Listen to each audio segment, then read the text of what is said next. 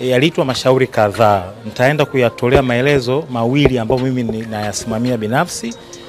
Shauri la kwanza ni namba 26388 ambalo linamhusu mshtakiwa. Washtakiwa kadhaa walikuwa 22, lakini wale ambao walikuwa nabeba niite sio headline au nini ni Jennifer Jovin almaarufu Nifa pamoja na Ruthi Melda ambaye ni maarufu kama Strong Icam na wenzake 20. Hawa wanashtakiwa katika kesi ndio itaja namba 26388 ya mwaka 2025 kwa makosa ya kula njama ya kutenda vitendo vya uhaini na uhaini wenyewe.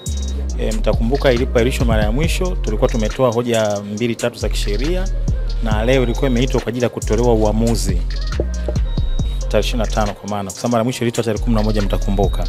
Sasa leo mbele shauri limeitwa mbele ya Mheshimiwa Aaron Lyamuya na upande wa mashtaka umetoa hoja kwamba hawana nia ya kuendelea na mashtaka dhidi ya washtakiwa 20 katika kesi hiyo, isipokuwa mshtakiwa anaitwa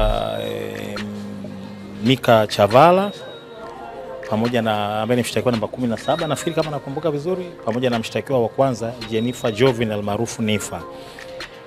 Of course hawajatoa sababu za kwa nini hawa watu wawili Mika Chavala mshtakiwa namba 17 pamoja na mshtakiwa wa kwanza Jennifer Jovin almaarufu Nifa wao hawajafaidika na hiyo huo utaratibu.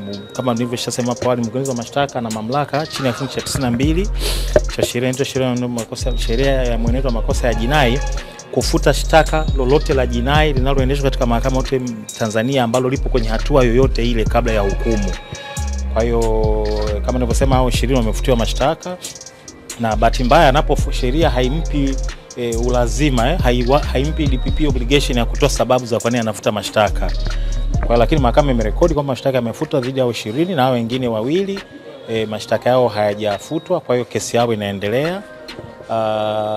Way forward, well, ukiwa wakili kwenye kesi kama hizi, unapowakilisha vijana kama Nifa na kama huyu Mika Chavala, la kwanza unakuwa kama kaka sasa Kwa hiyo lazima unajaribu kumjenga kisaikolojia, kwa sababu kibinadamu tu mnapokuwa 22 kama kundi alafu wenzako 20 wanafutiwa mashtaka na hujui sababu hasa za msingi kwa nini wewe na mwenzako mmebakishwa. Kazi ya kwanza ni kujaribu kumjenga, lakini naamini amejitahidi kukulielewa, na majukumu yetu sasa kama nilivyosema ni kuendelea sasa na safari ya kisheria ya kumpigania Nifa pamoja na mwenzake Mika Chavala kwenye hii kesi, ili tuweze kuona kwamba linapatikana hitimisho ambalo mwisho wa siku litasababisha na wao pengine waungane na wenzao kwa mjibu wa sheria katika siku ambazo tunatumaini hazitakuwa nyingi sana. Tutatumia uwezo wetu wote wa kisheria na taasisi nyingine labda zitaendelea kufanya majukumu ya kisheria, na mwisho wa siku tuone namna gani tunaweza tukawasaidia kisheria. Mimi nasisitiza kama wakili jukumu letu ni kutumia mbinu za kisheria. Kama kuna yapo ambayo yanafanyika na taasisi nyingine, hayo ni ya kwao ambao sisi hatuna namna ya kuya influence, lakini kwa hapa lilipo sasa hivi tutaendelea na tumetoa taarifa mahakamani, na ndio maana tumeomba hii shauri lisiende mbali sana.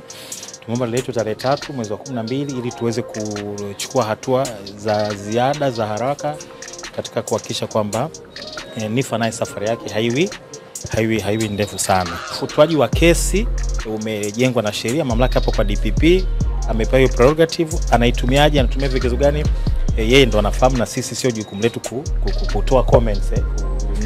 Professionalism inatuongoza kwamba as long as ametumia mamlaka namna anavyotumia, basi tumepata kile kidogo, tumepokea kidogo ambacho tumekipata kwenye kundi hilo. Tunaamini kwamba tumetoa mchango angalau kidogo kwenye kuwakomboa hawa vijana wadogo, na ndio maana umeona kuna wengine angalau mmoja nimeona Strong Icam amesubiri kutushukuru wengine of course wameondoka kwa furaha, tunaelewa, lakini at least mmoja wawili wakati tunamalizia kesi nyingine wame nini. Kwa hiyo tutaendelea kuhakikisha kwamba hawa wanne pamoja na wale wawili kwa pamoja katika hizo kesi mbili tofauti tunajitahidi kama kusema kutumia mbinu mbalimbali na ujuzi wetu na uzoefu wetu kuhakikisha kwamba na wao safari zao haziwi ndefu sana, iwe kwenye mahakama hii au iwe kwenye mahakama kuu kwa kadri ambavyo maelekezo ya sheria yalivyo. Wakili Kibatala, wakati mko mahakamani ulimwambia Mheshimiwa Hakimu kwamba Michael Maziku pamoja na John Alexander John hawa nyie muwatetei. Kwa nini hao katika kundi la watuhumiwa ambao mlikuwa mnategemea kuwatetea au ambao mlichukua jukumu la kuwatetea? Well, ni swala tu la logic, ni swala tu la logic, sijui Kiswahili cha logic ni nini, lakini hawajaletwa mahakamani wakitokea gerezani. Hatufahamu mpaka sasa hivi hali yao ikoje, wako wapi. Sawa, kuna kitu kinaitwa instructions. Kwa hiyo huwezi ukasema unamtetea mtu ambaye hata kama jana ulikuwa unajua yuko wapi, leo hajaletwa mahakamani. Kesho unachokuta mnaweza kuanza kuulizana kwamba hawa wawili wewe ulivyosimama kuwatetea tarehe 25 Novemba, sawa, ulikuwa unafahamu na watetea kwa instructions. Sisi tunasema instructions zipi? Sasa mpaka hakimu mwenyewe mmeona ameuliza wako wapi hawa watu wawili. Sawa, taarifa imetolewa kama nilivyosema na uongozi wa magereza wakisaidiana na ofisi ya mkurugenzi wa mashtaka kwamba wamesaulika magereza. Mimi sina namna ya kuverify hilo. Lolote linawezekana limetokea. Sasa mimi kama wakili ambaye kama nilivyosema na uzoefu wa kutosha, lakini pia nina umakini ulinionya kwamba nisifike huko mpaka niwe na uhakika hawa washtakiwa wawili wako wapi. Unajua hizi kazi lazima uwe kidogo na umakini. Kama ninaposema kwa uzoefu wetu mdogo tumeona mambo mawili matatu ambayo yametufanya tuwe makini sana, lakini hatujawabagua. Wangekuwepo mahakamani tunge watetea. Sasa hawakuwepo mahakamani na tujue wako wapi, Lakini kwenye listi ya mwanzo mlikuwa ni miongoni mwa mnaowatetea.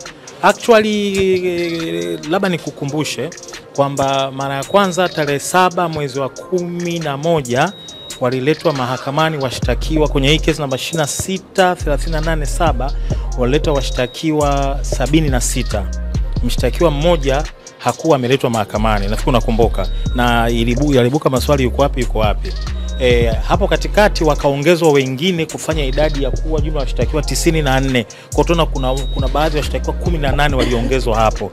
Katika 18 wameongezwa ndio na hawa wawili ambao ambao leo hawapo mahakamani. Kwa hiyo kama nimesema tumepata ukakasi kidogo wa kusema tunawakilisha bila kujua whereabouts zao ziko wapi.